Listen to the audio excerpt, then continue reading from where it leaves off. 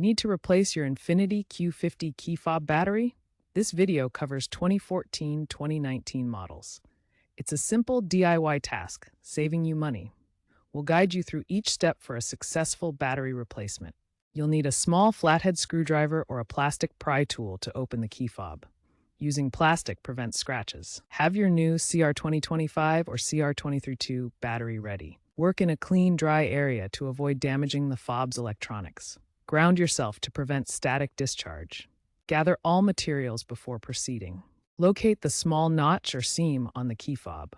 This is where you'll insert your tool to separate the halves. Carefully insert the flathead screwdriver or pry tool into the notch. Use a plastic tool if available to avoid scratches. Gently twist or pry to separate the two halves of the key fob case. Work around the edges slowly.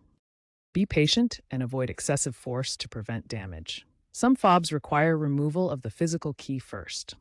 Once the fob is open, you'll see the old battery. Note the battery's orientation, positive side up.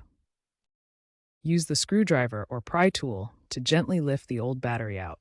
Insert the new battery with the positive side plus facing up, matching the original orientation. Ensure it sits securely in place. Carefully align the two halves of the key fob case. Press them together firmly until they snap back into place. Ensure there are no gaps or loose parts. If the fob has a physical key, reattach it. Double check all the parts are firmly attached before testing. Test the key fob by pressing the lock and unlock buttons. If the car responds, you're done. If it doesn't work, double check the battery orientation. If problems persist, the issue could be corrosion or require dealer reprogramming. A software update from Infiniti may be needed. Dispose of the old battery properly according to local e-waste regulations to protect the environment.